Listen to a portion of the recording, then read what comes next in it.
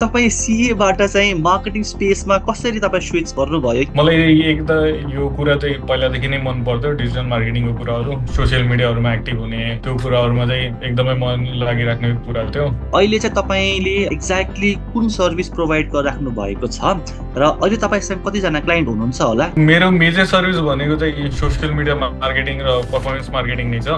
At present चाहिँ म लगभग 7जना क्लाइन्टहरूसँग काम गरिरहेको छु अनि 2-3जना अझै अनबोर्डिङ प्रोसेसमा हुनुहुन्छ।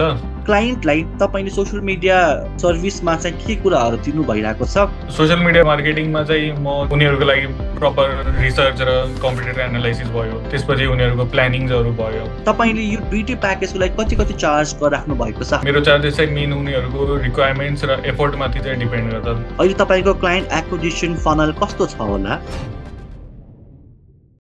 ओके, सो रोहित, तपाईँलाई first of all thank you so much for being here. आफ्नो भ्यालुएबल टाइम निकालेर आइदिनु भयो यो पडकास्टमा, त्यसको लागि थ्याङ्क यू सो मच है। थ्याङ्क यू सर, मलाई यो अपर्च्युनिटी पनि दिनको लागि। So Rohit, first of all एकचोटि भनिदिनुहोस् न, तपाईँले डिएमएमपी कहिले जोइन गर्नुभएको थियो? मैले डिएमएमपी जोइन गरेको थिएँ 2024 होइन 2023 डिसेम्बरतिर। डिसेम्बर भनेपछि अनि त लगभग लगभग तपाईँको 1.5 वर्ष नै हुन आँट्यो क्या? हजुर, नाइस वान। सो अहिले चाहिँ के गर्दै हुनुहुन्छ त रोहित तपाईँ? अहिले चाहिँ म एज अ फ्रिलेन्सर नै काम गरिरहेको छु डिजिटल मार्केटिङको। अनि साथै चाहिँ सेल्फ लर्निङहरू र अरू सोर्सेसहरूबाट पनि सिकिरहेको छु। ओके, सो तपाईँले 2023को डिसेम्बरमा डिएमएमपी जोइन गर्नुभयो होइन? सो तपाईँको ओभरअल डिएमएमपीको कस्तो एक्सपिरियन्स रह्यो होला? मलाई एकदमै राम्रो लागेको थियो त्यतिखेर।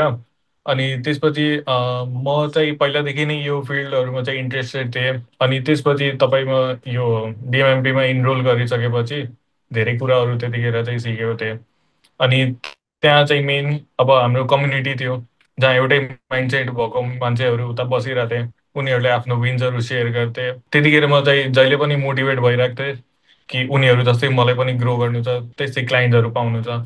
अनि बाइ द वे, तपाईँ डिएमएमपी जोइन गर्नुभन्दा अगाडि चाहिँ के गर्दै हुनुहुन्थ्यो होला? डिएमएमपी जोइन गर्नुभन्दा अगाडि चाहिँ म सिएको लागि प्रिपेयर गरिरहेको थिएँ अनि साथै मेरो ब्याचलर्स चाहिँ चलिरहेको थियो। अनि डिजिटल मार्केटिङ फिल्ड तपाईँको लागि कम्प्लिटली न्यू नै थियो कि अगाडि केही न केही तपाईँको केही कुरामा इन्भल्भ हुनुहुन्थ्यो, केही कुरा तपाईँलाई थाहा थियो कि कस्तो थियो होला तपाईँको त्यो बेलाको सिचुएसन चाहिँ? अ, त्यतिखेर चाहिँ डिजिटल मार्केटिङ फिल्ड मेरो लागि कम्प्लिटली त न्यू थिएन, किनकि सोसियल मिडिया मार्केटिङमा जस्तो म डान्सहरू भिडियोजहरू बनाउँदाखेरि पनि हालिरहेको थिएँ। त्यतिखेर एल्गोरिदमहरू, ह्यासट्याग्सहरू, यो कुराहरू सोसियल मिडिया मार्केटिङको हल्का फुल्का चाहिँ नलेज थियो, तर एक्ज्याक्टली चाहिँ के हुन्छ कसरी हुन्छ त्यो चाहिँ थाहा थिएन। अनि तपाईँ सिएबाट चाहिँ मार्केटिङ स्पेसमा कसरी तपाईँ स्विच गर्नुभयो? किन तपाईँलाई स्विच गर्न मन लाग्यो? स्विच चाहिँ यस्तो थियो, मलाई एक त यो कुरा चाहिँ पहिलादेखि नै मन पर्थ्यो, डिजिटल मार्केटिङको कुराहरू, सोसियल मिडियाहरूमा एक्टिभ हुने अनि उसलाई कसरी चलाउने, त्यो कुराहरूमा चाहिँ एकदमै मन लागिराख्ने कुरा थियो। अनि त्यसपछि सिएको कुरा आउँदाखेरि चाहिँ मैले ट्राई गरिरहेको थिएँ, तर एक दुई एटेम्प पछि मैले चाहिँ यो कोर्स चाहिँ लिन थालेको थिएँ। त्यतिखेर चाहिँ मैले सोचेँ कि अब सिएमा मेरो त्यस्तो धेरै इन्ट्रेस्ट लागिरहेको छैन। अनि त्यसपछि अब यसैमा आफ्नो करियरलाई अगाडि बढाउँदै अनि फेरि जब एउटा स्टेज आएपछि, जब एक दुईवटा क्लाइन्टलाई ह्यान्डल गर्न थालेँ, त्यसपछि चाहिँ डिसिजन लिएँ कि ल अब सिए चाहिँ क्विट नै गर्ने। ए हो, भनेपछि कि तपाईँको अहिले फुल टाइम नै यही फिल्डमा नै काम गरिराख्नु भएको छ? हजुर, फुल टाइम त अहिले यही फिल्ड हो। सो रोहित, एकचोटि मलाई नि तपाईँको डेली लाइफ कस्तो देखिन्छ? तपाईँ एज अ फ्रिल्यान्सर बिहानदेखि बेलुकासम्म के गर्नुहुन्छ र कसरी गर्नुहुन्छ? एकचोटि अलिकति त्यो भनिदिनुहुन्छ? अब बिहानदेखि बेलुकासम्म त अब मेरो यस्तो हुन्छ कि आजको प्लानिङहरू के हुन्छ, कुनै क्लाइन्टसँग चाहिँ अब आज मिटिङ छ कि कुनै एउटा प्रोस्पेक्टसँग आज डिल गर्नु छ कि आज गएर सुट गर्नुपर्ने छ, एडिटिङ गर्नुपर्ने छ, त्यो कुराहरू चाहिँ प्लान गरेर अनि त्यही अनुसार चाहिँ आफ्नो डेमा के छ अनि के गरिरहेको छु, त्यो कुराहरूलाई एनालाइसिस गर्दै के बेटर भयो।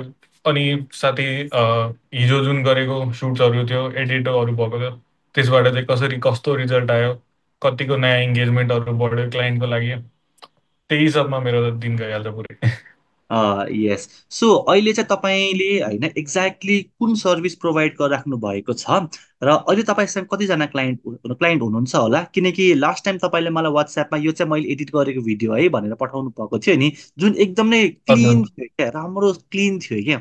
सो एकचोटि हाम्रो हजुर। अडियन्सलाई भन्नुहोस् न, तपाईँ एक्ज्याक्टली के सर्भिस दिइराख्नु भएको छ, त्यो सर्भिसभित्र कुन कुन कुराहरू इन्क्लुडेड छ, र अहिले चाहिँ कस्तो खालको सेक्टरसँग काम गरिराख्नु भएको छ, एन्ड फाइनली कतिवटा क्लाइन्ट छ तपाईँसँग अहिले? मेरो मेजर सर्भिस भनेको चाहिँ सोसियल मिडिया मार्केटिङ र पर्फर्मेन्स मार्केटिङ नै छ। साथै अब क्लाइन्ट्सहरूको रिक्वायरमेन्ट र बजेट अनुसार म इमेल मार्केटिङ र वेबसाइट्सको पनि सर्भिस गरिरहेको हुन्छु उनीहरूको लागि। अनि एट प्रेजेन्ट चाहिँ म लगभग 7जना क्लाइन्टहरूसँग काम गरिरहेको छु, अनि 2-3जना अझै अनबोर्डिङ प्रोसेसमा चाहिँ हुनुहुन्छ। अनि अब कुन सेक्टरमा काम गरिरहेको छु भन्दाखेरि अहिले डेन्टल क्लिनिक छ, त्यसपछि एजुकेसन कन्सल्टेन्सी छ, कन्स्ट्रक्सन कम्पनी छ, अनि 2-3वटा मार्केटिङ एजेन्सिजहरू छ जुन आफ्नो एजेन्सी बनाएर स्टार्ट त गरिसक्नु भएको छ, तर उनीहरूले थाहा छैन के कस्तो के हुन्छ भनेर। अनि एउटा फर्निचर कम्पनी भयो, त्यसपछि एउटा इन्टिरियर कम्पनी छ। यो डिफ्रेन्ट सेक्टर्सहरू छ पुरै। ड्याम, तपाईँले 7वटा क्लाइन्टसँग काम गरिराख्नु भएको छ, र अझै 2-3वटा चाहिँ होइन अनबोर्डिङ हुने प्रोसेसमा छ। हजुर। Can you please tell us कि 7वटा क्लाइन्टलाई तपाईँले कसरी म्यानेज गरिराख्नु भएको छ? अब 7वटा क्लाइन्टको म सबैभन्दा पहिला त सेड्युल्सहरू बनाइहाल्छु कि सबैको कन्टेन्ट क्यालेन्डर बनाइहालेँ। यो कन्टेन्टहरू बनाउनु पर्ने छ, उनीहरूको रिक्वायरमेन्ट्सहरू यो छ। त्यहाँदेखि फेरि अल्टरनेटिभ डेजमा उनीहरूको सुट चाहिए। अहिले म चाहिँ सुट पनि प्रोभाइड गर्छु उनीहरूलाई। अनि त्यतिखेर उनीहरूको सुट डेजहरू चाहिँ त्यहाँ सेपरेट गरेर राखिदिन्छु। अनि ट्राई गर्छु एक दिनमै लगभग उनीहरूको एटलिस्ट पनि 2 or 3 भिडियोज सुट भइहालोस् भनेर। अनि त्यो सुट गरेपछि चाहिँ घर आएर फेरि 1 दिन 2 दिन टाइम लिँदै एडिटिङहरू गरेर त्यो कन्टेन्ट क्यालेन्डरमा भएको जति उनीहरूको कन्टेन्टहरू छ सबैलाई त्यो आफ्नो सेड्युलमा राखेर अनि त्यसपछि भइहाल्छ अब जस्तो। जसो जसो भए पनि ह्यान्डल चाहिँ भइहाल्छ। नाइस। कहिलेकाहीँ 19-20 जस्तो ग्याप आउँछ, तर ठिक छ भइहाल्छ। यस। सो तपाईँले अघि भन्नुभयो कि पर्फर्मेन्स तपाईँले मार्केटिङ। सोसियल मिडिया सर्भिस र पर्फर्मेन्स मार्केटिङ सर्भिस दिइराख्नु भएको छ भनेर, राइट? सो हजुर अलिकति भनिदिनुहुन्छ कि कुन भन्दा पनि क्लाइन्टलाई तपाईँले सोसियल मिडिया सर्भिसमा चाहिँ के कुराहरू दिनु भइरहेको छ, एन्ड पर्फर्मेन्स मार्केटिङमा चाहिँ कुन कुन कुराहरू इन्क्लुडेड छ होला, सो द्याट अरूले पनि थाहा पाओस् कि ल ठिक छ, हामीले पनि हाम्रो सर्भिसलाई चाहिँ यसरी प्याकेज गरेर दिन सक्छौँ है भनेर।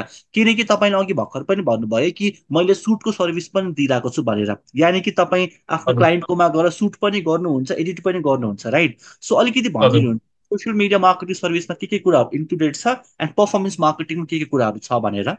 अब त्यसमा चाहिँ 2 किसिमको प्याकेजहरू हुन्छ मेरो। लाइक सोसियल मिडिया मार्केटिङ मात्र गराउनु छ भने एउटा त्यो त्यसको सेपरेट प्याकेज भयो। र अर्को भनेको सोसियल मिडिया मार्केटिङ र पर्फर्मेन्स मार्केटिङ यदि दुइटै छ भने त्यसको लागि सेपरेट प्याकेज भयो। सोसियल मिडिया मार्केटिङमा चाहिँ म के इन्क्लुड गर्छु भनेर उनीहरूको लागि प्रपर रिसर्च र कम्प्युटर एनालाइसिस भयो, त्यसपछि उनीहरूको प्लानिङ्सहरू भयो।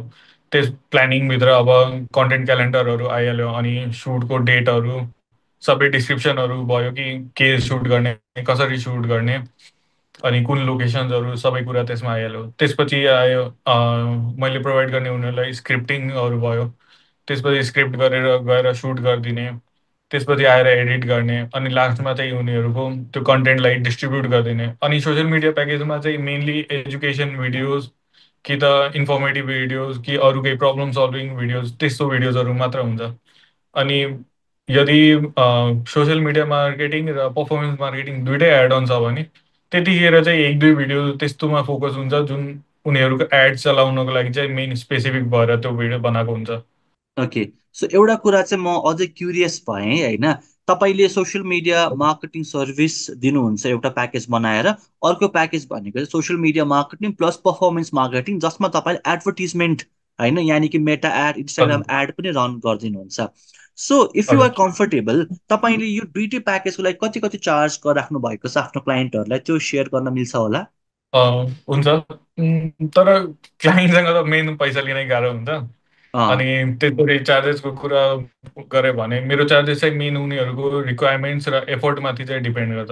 अब यिनीहरूको चार्जेस भन्दाखेरि पनि कतिवटा रिल्स छ उनीहरूको, त्यसमाथि डिपेन्ड भयो।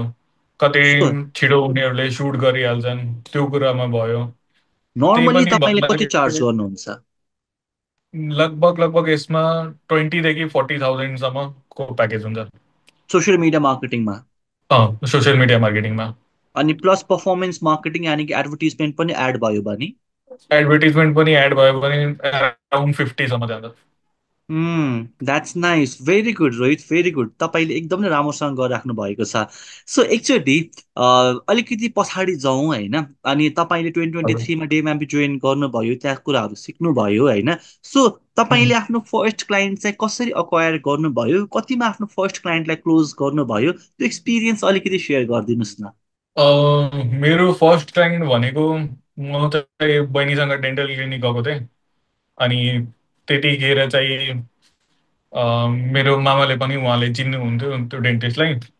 अनि त्यतिखेर चाहिँ उहाँहरूसँग बोल्दाखेरि यतिकै बहिनीको चाहिँ उपचार गराउँदाखेरि उहाँसँग नर्मली चाहिँ डिस्कसनहरू भइरहेको थियो। उनीहरूको इन्स्टाग्राम पेजहरू म हेरिरहेको थिएँ त्यतिखेर। अनि त्यहाँ गर्दा गर्दा मैले उनीहरूलाई पिच गरेको थिएँ कि म हजुरहरूको पेजमा यस्तो यस्तो गर्न सक्छु, अहिले हजुरहरूको पेजमा यस्तो भइरहेछ, यस्तो भइरहेको छैन, योभन्दा बेटर म गर्न सक्छु। अनि त्यहाँ त्यो त्यतिखेर त्यो कुराले चाहिँ उहाँलाई ठिक लागेको थियो। अनि उहाँले भन्नुभयो कि ठिक छ, म अब 2-3 दिनपछि एकचोटि फेरि आऊ, अनि त्यतिखेर चाहिँ हामी कुरा गरौँ। अनि त्यहाँ कुरा गरिसकेपछि उनीहरूले चाहिँ अब स्टार्टिङै फर्स्ट मन्थ नै हो अहिले। अनि उनीहरूको एक्जिस्टिङ मार्केटिङ त्यो टिम थियो। त्यसपछि चाहिँ उहाँले भन्नुभयो कि ल फर्स्ट मन्थमा हल्का कम बजेटमै भएर स्टार्ट गरौँ, अनि त्यसपछि बिस्तारै चाहिँ इन्क्रिज गर्दै जाने भयो त्यो बजेटलाई। उम्, अनि फर्स्ट मन्थमा मेरो त्यतिखेर 18,000 थियो। त्यसमा लगभग 8वटा रिल्स अनि पर्फर्मेन्स मार्केटिङहरू सब इन्क्लुडेड थियो त्यसमा। अनि बिस्तारै बिस्तारै त्यहाँ, किनकि एउटा त मेरो फर्स्ट क्लाइन्ट थियो, मलाई पनि डर लागिरहेको थियो कि म गर्न सक्छु सक्दिनँ। अनि एप्रोच त गरिसकेँ, तर मसँग त्यतिखेर केही प्लान, के एउटा रोड म्याप केही पनि थिएन कि कहाँदेखि स्टार्ट गरेर कहाँसम्म एन्ड गर्ने त्यो मन्थलाई।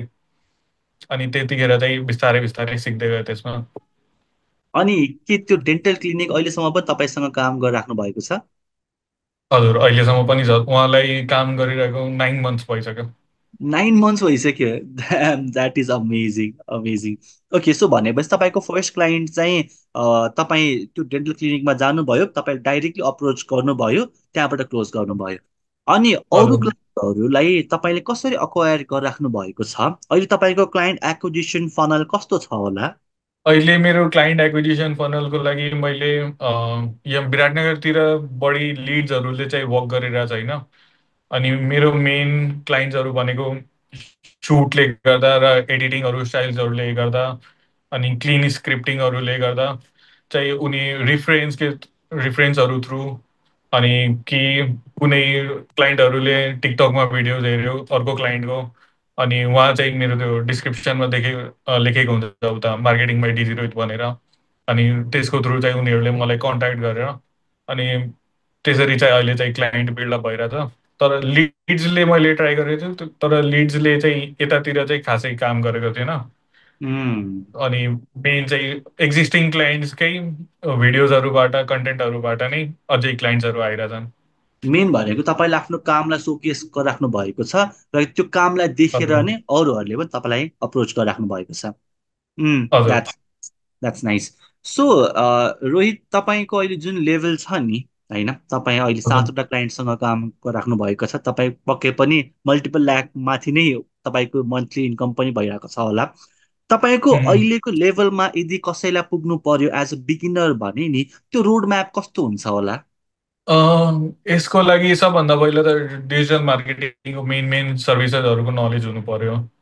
अनि यो रिलेटेड हाम्रो सर जस्तो सौगात सरले नै बेसिकदेखि एडभान्ससम्मै उहाँको कोर्समा गाइड गरि नै दिनुहुन्छ। त्यसपछि आयो कि एउटा क्लाइन्टदेखि चाहिँ स्टार्ट गर्नु पर्यो, एदर बाई रिफरल होस् कि थ्रु लिड्सहरू जेनेरेट गरेर होस्।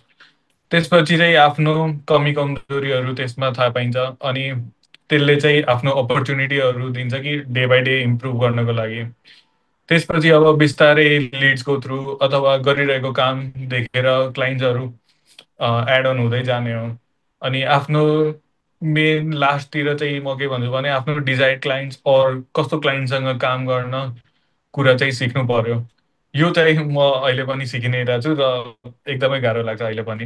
उम्, होइन कतिपय टाइममा के हुन्छ भने चाहिँ क्लाइन्ट क्लोज गर्न खासै गाह्रो काम होइन। क्लाइन्ट भनेको तपाईँको इजिली नै हामी त्यो डिल क्लोज गर्न सक्छौँ। तर गाह्रो कहिले हुन्छ भने चाहिँ फर्स्टमा त हाम्रो लिमिटिङ बिलिफलाई ब्रेक गर्न गाह्रो हुन्छ। यानि कि मैले क्लाइन्ट त क्लोज गरेँ अरे, तर मैले यदि राम्रो सर्भिस दिन सकिनँ भने के गर्ने, राइट? सो उम्, त्यस्तो एक्सपिरियन्स हजुर, तपाईँलाई पनि भयो होइन? अनि तपाईँले चाहिँ त्यो हजुर, लिमिटिङ बिलिफलाई कसरी ब्रेक गर्नुभयो होला? किनकि तपाईँले भर्खर भन्नुभयो कि फर्स्ट क्लाइन्ट तपाईँले जुन अक्वायर गर्नुभएको थियो त्यो क्लाइन्ट 9 मन्थ भयो, अहिलेसम्म पनि तपाईँसँग काम गरिरहेको छ, राइट? तर स्टार्टिङमा त हजुर, तपाईँलाई पनि पक्कै पनि मनमा त्यो डर थियो होला कि मैले राम्रो सर्भिस दिन उम्, सकिनँ भने सायद म सक्दिनँ कि क्या हो। सो तपाईँले त्यो कुराहरूलाई हजुर। कसरी म्यानेज गर्नुभयो होला? त्यो कुरा भनेको फर्स्ट मन्थदेखि नै मेरो मैले त्यस्तै अब्जेक्टिभ सेट गरेको थिएँ कि फर्स्टमा हामीले भिजिबिलिटीको माथि चाहिँ फोकस गर्ने हो। स्टार्टिङमै एड्सहरू माथि चाहिँ फोकस नगरौँ भनेर। उम्, अनि त्यहाँ चाहिँ मैले एउटा भिडियो बनाएँ, दुईवटा भिडियो बनाएँ, बिस्तारै बिस्तारै बनाउँदै गएँ। अनि त्यो एउटा भिडियोलाई पहिलाको भिडियो चाहिँ हेरेको थिएँ, अनि त्यसबाट चाहिँ आफ्नो के चाहिँ इम्प्रुभ गर्न सकिन्छ। फर्स्ट भिडियो बनाउँदाखेरि मलाई 8 घन्टा 9 घन्टा लाग्थ्यो एउटा भिडियो एडिट गर्न, अनि त्यसपछि त्यो प्रेजेन्ट गर्न उहाँलाई। त्यसपछि बिस्तारै बिस्तारै अब यो कुरा आयो। अम, त्यसपछि चाहिँ बिस्तारै अब यो कुरामा एडिटिङ गर्दाखेरि चाहिँ यो कुरा हेर्नु पर्यो, त्यो कुरा हेर्नु पर्यो।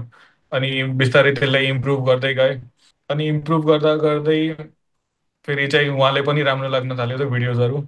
अनि उहाँले पनि भन्नुभयो कि राम्रो रेस्पोन्सहरू आइरहेछ। फर्स्ट मन्थदेखि सेकेन्ड मन्थ त्यहाँको त्यसरी चाहिँ नेक्स्ट मन्थको लागि चाहिँ उहाँले क्लोज गर्नुभयो। फेरि बिस्तारै बिस्तारै रिकर गर्दै जानुभयो उहाँले प्लानलाई। अनि त्यसरी नै हो मेरो। सो मेन कुरा भनेको चाहिँ यसमा तपाईँले कुन वेमा एक्सपेक्टेसन सेट गर्नुहुन्छ त्यसमा नै डिपेन्ड छ यो सबै कुराहरू, होइन? हजुर। किनकि कतिपय टाइममा मार्केटिङ एजेन्सीहरू मैले कस्तो पनि देखेको छु भने क्लाइन्टलाई क्लोज गर्नको लागि चाहिँ म तपाईँलाई 1 हप्तामै रिजल्ट तपाईँले उम्, पाउनुहुन्छ है भनेर क्लोज त गर्नुहुन्छ। हवस्, क्लाइन्टले पनि त्यो एक्सपेक्टेसन राख्नुहुन्छ, तर त्यो एक्सपेक्टेसन मिट गर्न हजुर। सकिएन भने चाहिँ आफूमा पनि प्रेसर उम्, पर्यो, होइन? प्लस उम्, भनौँ न क्लाइन्टलाई रिटेन गर्न पनि सकिँदैन। सो यस, हवस्, तपाईँले राइट मुभ लिनु भएछ। अगाडिदेखि नै फर्स्टमा हामीले भिजिबिलिटीमा काम गरौँ भनेर तपाईँले क्लोज गर्नुभयो। बिस्तारै बिस्तारै अनि हजुर, त्यसपछि रेभेन्यू ग्रोथतिर तपाईँले लिएर जानुभयो। द्याट इज हजुर। Good. So as a full time freelancer Rohit है, तपाईँको मनपर्ने कुरा के होला? Like as a freelancer this is something I really like about this field भनेर। सबैभन्दा मेन त आफ्नो फ्रिडम भयो यसमा।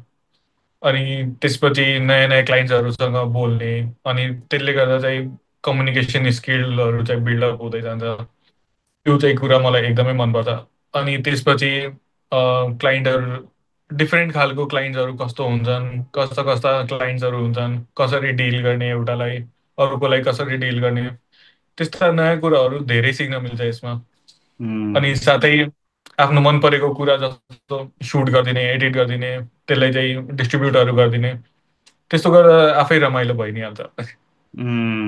Right right right. सो अबको 1 इयरमा तपाईँ आफूले आफूलाई कहाँ देख्न चाहनुहुन्छ? अलिकति इन्टरभ्यू टाइपको क्वेसन भयो होला, but Rohit I still want to know कि अबको 1 इयरमा वाट आर यर प्लान्स? तपाईँ के गर्न चाहनुहुन्छ?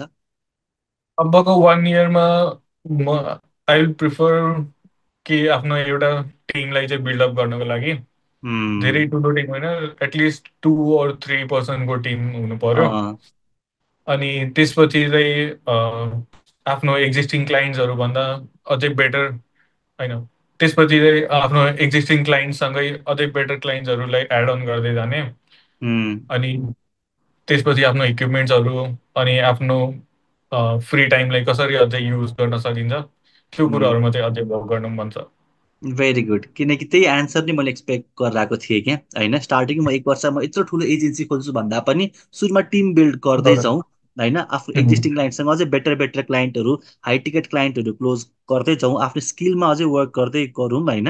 द्याट इज समथिङ हजुर। जुन चाहिँ जो कोहीले पनि गर्नुपर्ने हुन्छ इनिसियल्ली चाहिँ।